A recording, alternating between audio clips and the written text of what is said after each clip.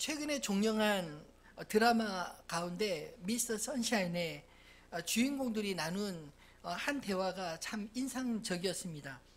영어를 한 번도 배운 적이 없었던 애기 씨가 러브라는 단어 하나를 들어서 미군으로 한국에 온 유진초에게 이런 질문을 합니다. 러브가 무엇이요?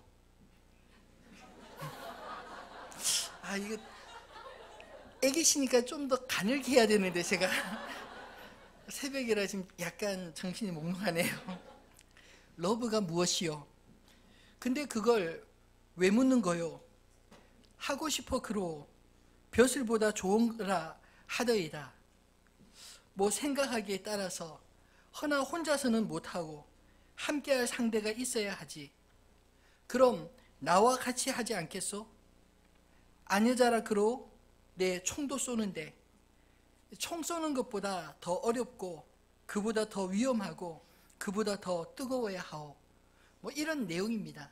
제가 비디오를 들어서 이렇게 적은 건 아니고요. 인터넷에 본 것 같은데 들은 것 같아서 찾아보니까 이렇게 자세히 또 나와 있더라고요.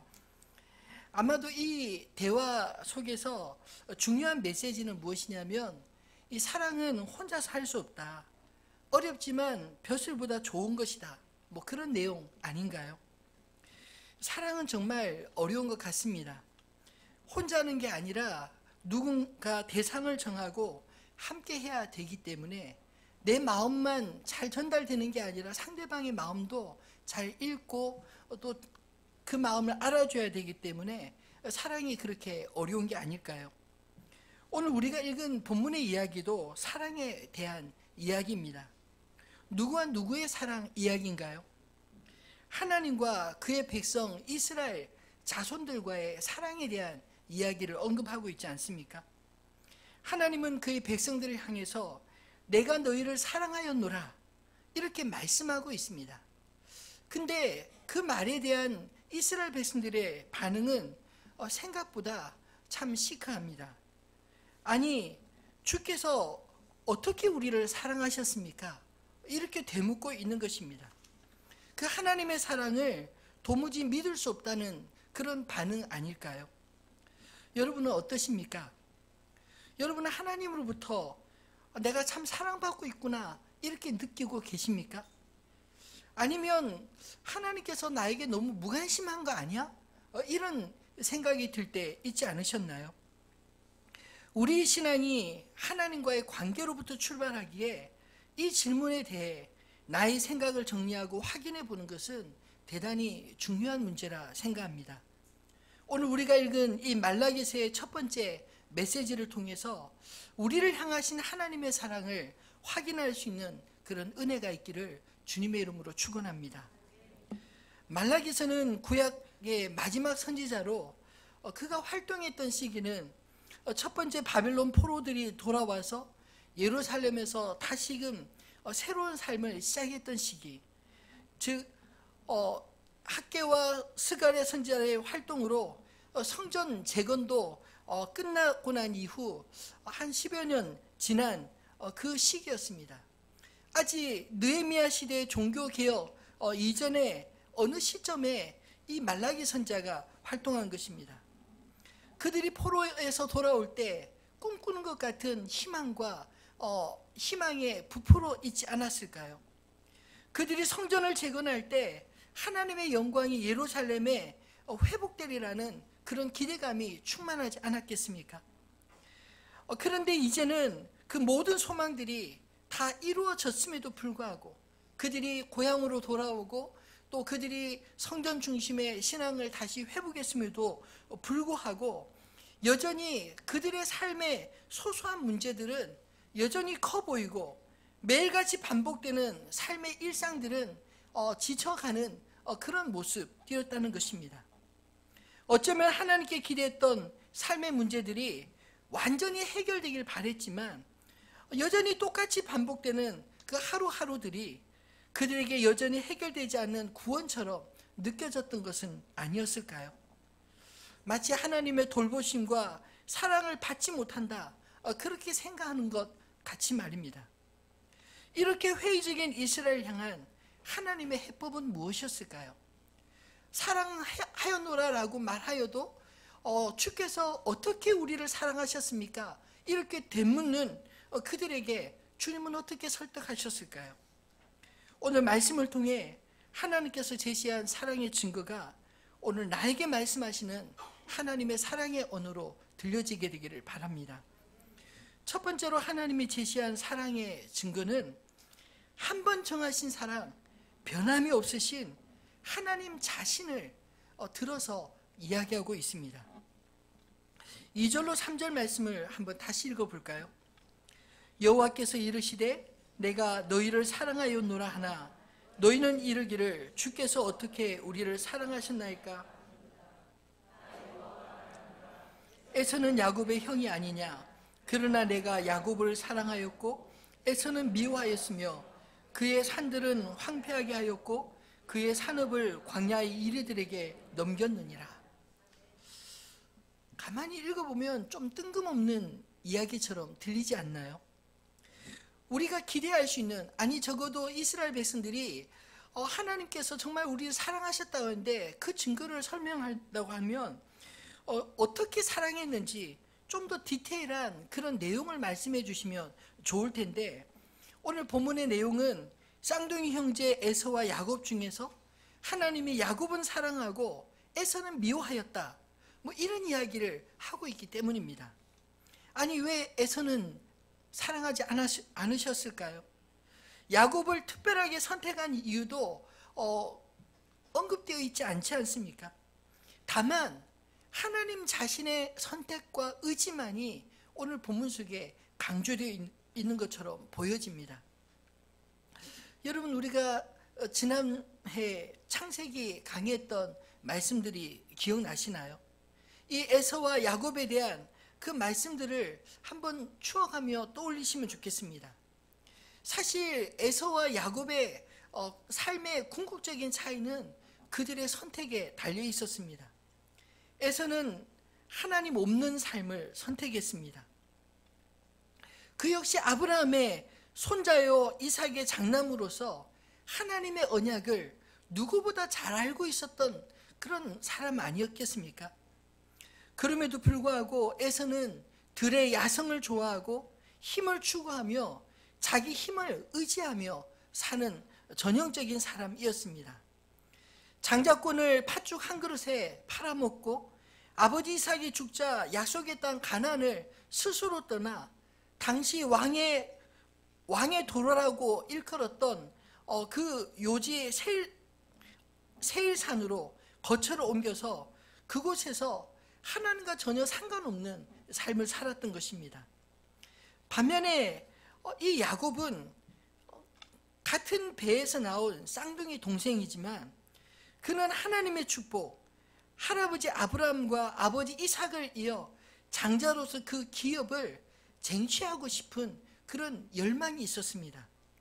아버지를 속여 축복받고 형의 눈을 피해 도망간 신세가 되었지만 하나님은 그 외로운 나그네 길에 동행을 약속하셨고 또 약속의 땅으로 돌아와 기업을 잇게 하셨습니다. 하나님의 이 야곱을 향한 일방적인 사랑은 그의 자손들과의 언약을 통해서도 오늘 다시금 기억나게 하시고 그리고 계속 이어져 가고 있다는 것을 확인시켜 주고 있는 것 아니겠습니까? 하나님은 야곱의 자손들인 이스라엘을 향하여 야곱에게 한 그 언약을 기억하고 나는 여전히 너희를 사랑한다, 사랑하였다 라고 말하고 있는 것입니다. 그러나 스스로 하나님을 떠나서 자기 왕국을 세우고자 했던 이 에서의 노력과 수고는 결코 성공하지 못할 것이라는 것을 말씀하고 있습니다. 이스라엘이 바벨론으로 포로 잡혀갈 때 이스라엘만 잡혀간 게 아닙니다. 그 주변의 모든 나라들이 다 정복을 당하고 그 가운데 이 에돔이라는 나라도 똑같이 포로로 다 잡혀갔습니다. 그러나 주님께서 이렇게 말씀하시는 이유는 무엇일까요? 이스라엘 자손들은 돌아왔지만 에서 자손들은 돌아오지 못했다는 것을 의미하지 않겠습니까? 에돔은 끊임없이 자기들 왕국을 자기들 힘으로 다시금 세우려고 길을 쓰고 노력하지만 하나님께서 그것을 허락하지 않으신다, 이런 내용이 아닐까요? 여러분, 이스라엘은 이미 약속의 땅에 돌아와 머물러 살면서도 아직 완성된 하나님의 약속의 전체를 그들이 보지 못했기 때문에 그들은 그토록 불안해하고 불만에 차 있었던 것 아니었을까요? 그러나 약속하신 하나님은 영원 불변하신 분이심을 믿으시기 바랍니다. 우리가 약속하시는 하나님을 잘 알지 못하고 또 지금 내가 누리고 있는 축복을 깨닫지 못하면 우리 역시 이스라엘 자손들과 같이 끊임없이 하나님을 의심하지 않을까요? 하나님을 믿노라 하지만 우리가 주일마다 기억하고 주님 앞에 예배하러 나오지만 그러나 우리의 마음은 어느덧 하나님을 향하여 식어져 있고 그리고 우리의 열정도 그저 형식적인 그런 상태의 신앙생활을 하면서 아무런 기대 없이 그렇게 주님 앞에 예배하고 있지는 아니라는 것입니다. 여러분, 호세아서 6장 1절로 3절 말씀을 우리가 귀 기울여 새겨드리라 믿습니다. 한번 읽어볼까요? 오라, 우리가 여호와께로 돌아가자. 여호와께서 우리를 찢으셨으나 도로 낫게 하실 것이요 우리를 치셨으나 싸매어 주실 것입니다. 여호와께서 이틀 후에 우리를 살리시며 셋째 날에 우리를 일으키시리니 우리가 그의 앞에서 살리라. 그러므로 우리가 여호와를 알자. 힘써 여호와를 알자. 그의 나타나심은 새벽빛같이 어김없나니 비와 같이 땅을 적시는 늦은 비와 같이 우리에게 임하시리라 하니라. 아멘. 여러분, 앞에 1절 2절 말씀과 같이 우리가 여호와께 돌아가서 회복할 수 있는 이유는 무엇입니까? 바로 3절 말씀처럼 우리가 여호와를 알되 힘써 알아야 되는 줄 믿으시기 바랍니다.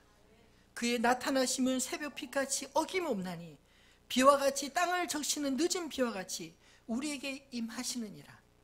하나님의 속성, 하나님의 성실하심, 그 하나님의 변함없으심을 우리가 이해할 때 우리가 그 주님의 언약을 붙들고 우리의 어떤 형편에 있든지 그것을 뛰어넘어 하나님의 은혜 안에 거할 수 있지 않을까요? 여러분, 사랑이 무엇입니까? 제가 곰곰이 사랑을 생각해 보면 이 사랑은 그저 사랑이 스스로 되어지는 게 아니라 내가 사랑할 사람을 마음을 정하고 하는 게 그게 사랑이 아닌가라는 생각이 듭니다. 여러분, 부부관계가 그렇게 시작되지 않았나요?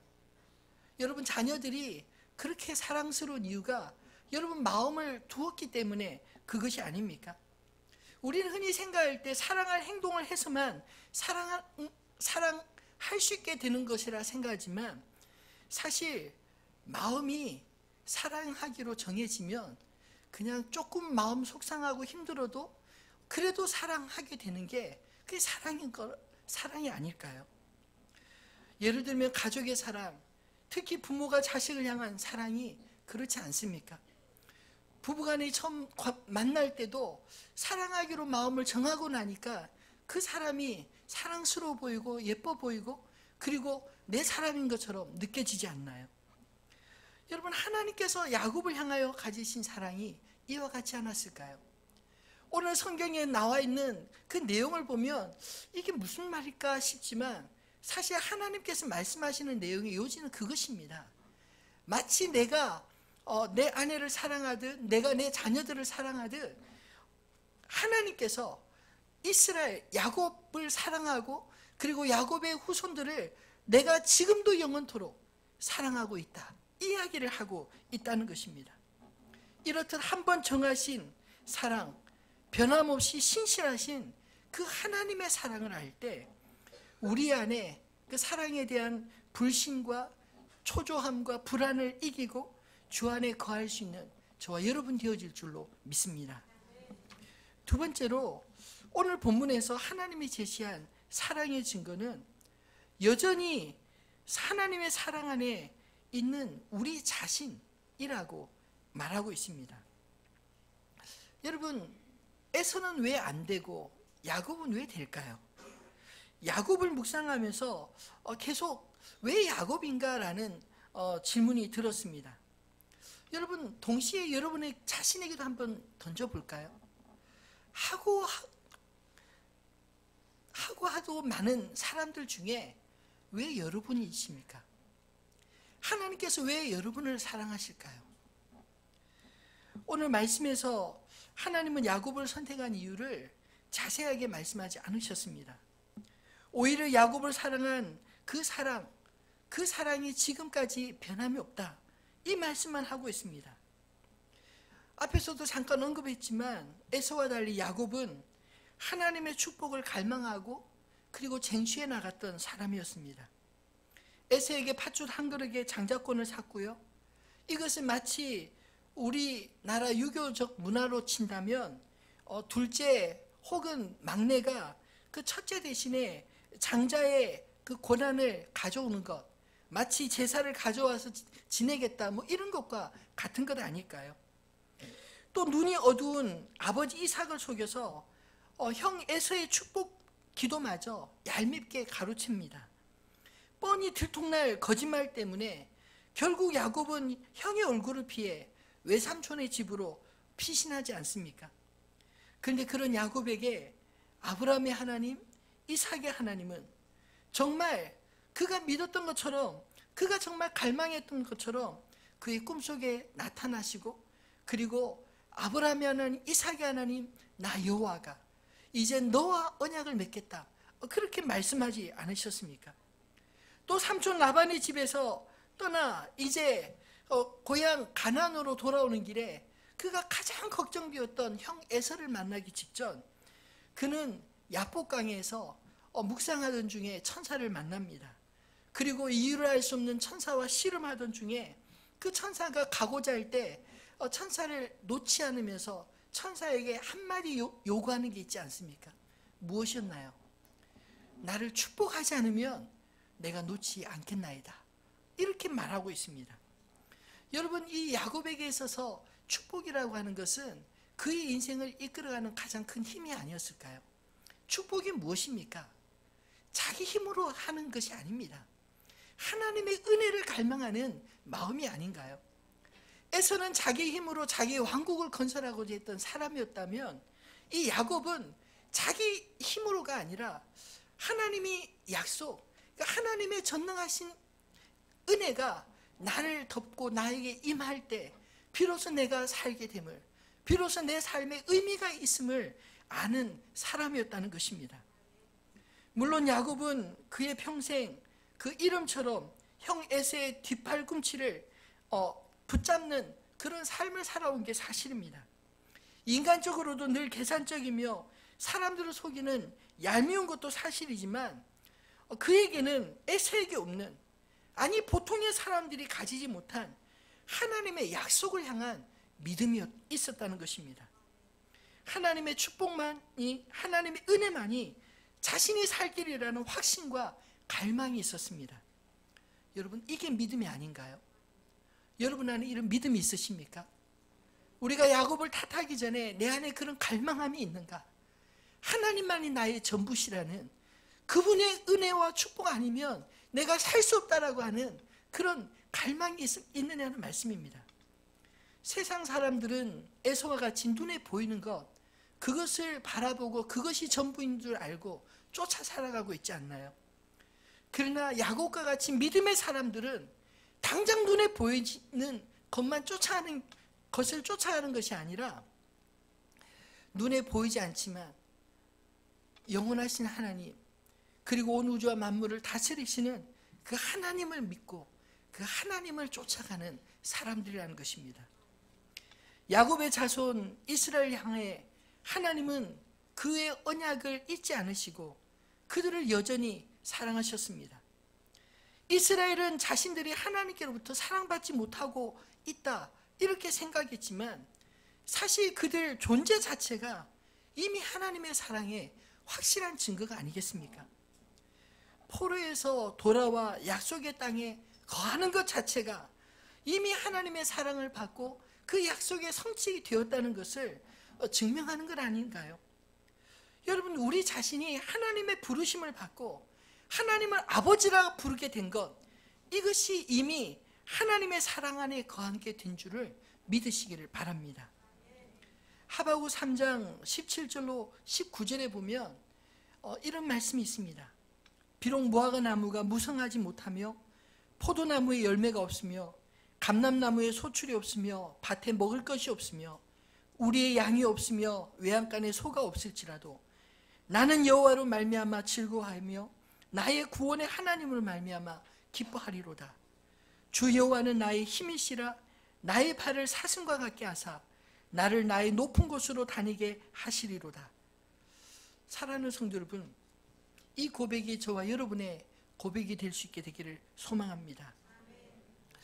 우리가 기뻐하는 것이 단지 내가 가진 무엇이 아니라 진심으로 우리가 기뻐할 수 있는 것이 하나님을 소유한 기쁨, 그 기쁨이 있을 때 오늘 하나님의 은혜 안에 거하는 그런 이스라엘과 같이 오늘 저와 여러분이 되어지지 않을까요? 우리는 사랑의 증거를 자꾸만 다른 사람들의 평가와 또는 다른 사람들이 가지고 있는 그런 기준에서 나의 삶의 의미와 행복의 무게를 달아보려고 하는 그런 유혹에 빠질 때가 참 많이 있지 않나요? 그래서 그 변화무쌍한 그 사람들의 기분을 다 맞추려고 그렇게 몸부림치는데 결국 맞출 수 없으니 날마다 전전긍긍하며 살아가는 게 아니겠습니까? 사랑하는 성도 여러분, 하나님의 사랑, 나를 향한 맞춤형 사랑에 눈을 뜰 수 있게 되기를 소망합니다. 고린도전서 15장 10절의 고백이 저와 여러분의 고백이 되었으면 좋겠습니다. 한번 같이 읽어볼까요?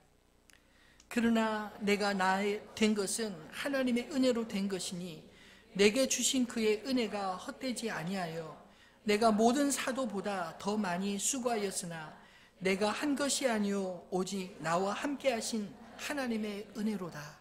아멘. 어제 그 더라이프 지구촌교회 그 말씀을 전하고 이제 식사를 하는데 그 행정 목사와 단둘이서 밥을 먹었습니다. 근데 행정 목사가 저에게 이런 질문을 하더라고요. 목사님, 그 목사님 뵙기도 쉽지 않은데 뭐 자주 만날 기회가 없다는 말입니다. 뭐 제가 크다는 의미가 아니고 쉽지 않은데 선배 목사님으로 후배인 저에게 좀 이렇게 해줄 수 있는 말이 있으면 좀 해주십시오. 그렇게 요청을 해서 제가 두 가지 이야기를 드렸어요. 하나는 뭐냐면 아직은 우리가 부교육자 시절이 있을 때 배우는 시기가 아니냐. 그러니 그 잘 들을 수 있으면 좋겠다. 선배로부터 잘 듣고 동기로부터도 그 동역자로부터도 잘 듣고 그리고 성도들에게도 그 이야기도 잘 들을 수 있는 길을 좀 만들면 좋겠다. 그런 이야기를 드렸고 또 하나는 우리가 하나님의 종으로 부름받고 살아가는데 가장 큰 메리트는 내가 보기에 우리가 뭐 얼마나 공부를 많이 했느냐, 얼마나 경건의 훈련을 많이 했느냐, 뭐 이것도 중요하고 좋지만 더 중요한 게 하나님의 은혜를 붙드는 믿음을 가졌으면 좋겠다. 그런 이야기를 좀 나눠줬습니다. 여러분 사실 하나님의 은혜 빼면 우리는 시체 아닌가요? 하나님의 은혜 빼면 사실 무엇을 붙들고 살겠습니까? 여러분 에서가 자기 힘으로 자기의 왕국을 건설하고자 했지만 하나님께서 번번이 그 의도를 막으시고 실패하게 할 것이다. 이렇게 말하는 것은 우리 인간은 우리의 노력으로 바벨탑을 아무리 쌓으려고 해도 하나님이 허락지 아니하시면 완성할 수 없다라는 그런 말씀 아닌가요? 여러분 우리는 우리의 바벨탑을 쌓기 위해 존재하는 존재들이 아닙니다. 하나님의 은혜를 드러내는 존재인 것입니다. 주의 종이 또 주의 성도들이 우리 자신의 능력, 우리 자신의 이름을 드러내기 위해서 애쓰며 일하는 자들이 아니라 나를 통해 주님이 드러나면 그것으로 만족할 수 있는 그것이 바로 내가 하나님의 사랑을 입고 있는 확실한 증거인 것을 확인할 수 있는 그런 자면 족하지 않나요? 며칠 전 저희 딸과 함께 이런저런 이야기를 나누다가 이제까지 제가 경험했던 하나님의 은혜에 대한 이야기들을 그냥 주절주절 이야기를 나누는데 나누면 나눌수록 제 마음에 늘 이렇게 감동이 되더라고요. 왜냐하면 저의 살아오는 삶 속에서도 하나님을 빼면 설명할 수 없는 그런 일들이 참 많이 있었습니다. 그것들이 저를 지금까지 이끌어오는 힘이었다는 것을 믿습니다. 여러분, 우리가 만들어가는 세계가 내가 힘써서 만들어가면 그것은 나의 바벨탑이 될 수 있을지 모르지만 하나님의 은혜로 하나님께서 부어주시는 만큼 하나님의 은혜로 세워가는 그런 삶을 살게 된다면 그것을 통해 누가 드러날까요? 제가 믿기로 하나님의 은혜가 하나님 자신이 드러나는 그런 삶을 살게 될 줄로 믿습니다. 사도 바울이 방금 고백했던 고린도전서 15장 10절이 그런 신앙의 고백 아닌가요? 나의 나 된 것은 하나님의 은혜로 된 것이니 내가 자랑할 게 없다는 것입니다. 오직 내게 주신 그의 은혜가 헛되지 않아서 내가 모든 사도보다 더 많이 수고하였으나 내가 한 것이 아니오 오직 나와 함께 하신 하나님의 은혜로라. 여러분, 나와 함께 하신 하나님의 은혜를 드러낼 수 있는, 그래서 하나님이 사랑하셨다라고 할 때 그 사랑의 증거를 내 안에서 하나님의 은혜로 찾을 수 있는 저와 여러분 되시기를 주님의 이름으로 축원합니다. 말씀을 맺겠습니다. 여러분, 하나님의 사랑을 큰 그림 중에 마치 퍼즐의 한 조각처럼 그 한 조각만 보지 마시고 하나님의 사랑이 완성될 그 전체 그림을 다 볼 수 있게 되기를 주님의 이름으로 축원합니다. 오늘 본문 말씀 5절 마지막에 뭐라고 이야기하고 계신가요? 한번 다시 읽어볼까요? 너희는 눈으로 보고 이르기를 여호와께서는 이스라엘 지역 밖에서도 크시다 하리라. 아멘. 지금 이스라엘은 하나님이 내가 너희를 사랑하였노라 하여도 주께서 어떻게 우리를 사랑하셨나이까 이렇게 하소연하며 하나님의 사랑을 의심하고 불신하고 있지만, 그러나 하나님은 야곱의 이야기와 에서의 이야기를 통하여 무엇을 이야기하십니까? 너는 눈으로 보고 이르기를 여호와께서는 이스라엘 지역 밖에서도 크시다 하리라. 단지 너희 자신의 삶만 보지 말라는 겁니다. 하나님은 우리 자신에게서만 발견되시는 분이 아니라 때로 내 안에서 하나님이 잘 느껴지지 않으면 옆으로 이웃들을 보십시오. 형제 자매들을 통해서도 확인할 수 있지 않습니까? 온 우주와 만물을 통해서도 하나님의 사랑을 확인할 수 있지 않나요? 여러분, 우리가 가진 하나님에 대한 사랑은 그저 하나의 조각, 그것만 가지고 하나님 이게 뭡니까? 라고 말할지 모르지만 하나님은 이 오늘 본문의 이야기를 통하여, 아니 말라기서 전체를 통해서 우리가 보고 있는 한 조각의 그림이 아니라 전체 그림을 보여주고 싶어 하십니다. 앞으로 이루어질 하나님의 나라를 보여주고 싶어 하십니다. 그것을 통해서 내가 하나님의 백성으로 부름받고 그리고 하나님의 거룩한 나라를 위해서 한 걸음 한 걸음 함께 지어져가는 행복이 얼마나 큰지를 우리에게 말씀하고자 하는 것 아닐까요? 여러분, 이스라엘이 하나님의 사랑을 의심했던 이유가 무엇이었습니까? 하나님의 큰 그림, 하나님의 큰 사랑을 그들의 좁은 눈으로 제한시켜버렸기 때문에, 나의 삶의 문제에서만 하나님을 찾으랬기 때문에 가졌던 문제가 아니었을까요? 사랑하는 성도는 우리 안에 하나님을 더 넓게 볼 수 있기를, 더 크게 볼 수 있기를, 더 깊게 볼 수 있기를 주님의 이름으로 축원합니다. 우리에게 이런 믿음은 어떻게 가질 수 있는 것일까요? 히브리서 11장 1절 2절 말씀을 마지막으로 함께 읽어보겠습니다. 믿음은 바라는 것들의 실상이요 보이지 않는 것들의 증거니 선진들이 이로써 증거를 얻었느니라. 아멘.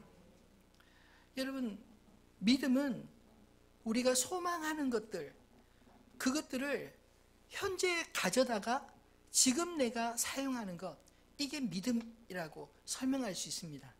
어렵게 믿음은 바라는 것들의 실상이요 보이지 않는 것들의 증거니 이렇게 말했지만, 그래서 우리가 소망하는 것, 우리가 믿는 것을 미래의 것으로만 두지 않고 그 믿음을 오늘 내 삶 속에 끌어당겨서 하나님 내가 믿습니다. 이것이 나의 삶에 이루어지기를 소망합니다.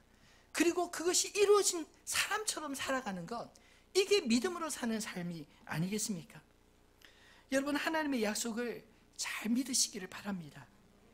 하나님이 약속한 것이 반드시 이루어진다는 것을 믿고 살아가게 될 때 여러분의 삶에 그 믿음이 작동하고 그 믿음대로 여러분의 삶에 하나님의 약속들이 하나하나 이루어지게 될 줄로 믿습니다. 여러분, 믿음은 그냥 하루아침에 이루어지는 게 아니라, 생겨지는 게 아니라 하나님과의 관계 속에서 차곡차곡 쌓여져야 되는 거 아닌가요? 여러분, 하나님을 믿을 때 하나님이 어떻게 여러분에게 응답하시는지 경험하셨으면 좋겠습니다. 단지 내 삶의 문제들만 가지고 그 전전긍긍하는 것이 아니라 하나님께서 나에게 이미 주신 것들을 발견하고 감사하고, 그리고 하나님이 앞으로 주실 약속들을 부여잡고 이것이 나의 삶 속에 이루어질 것을 믿음으로 그렇게 하루 살아가게 될 때 여러분의 삶은 분명히 세상 그 어떤 누구보다도 행복하게 살아질 줄로 믿습니다. 왜요? 하나님이 우리의 아버지시니까요. 우리는 그런 담대한 믿음과 자신감이 있어야 되지 않나요?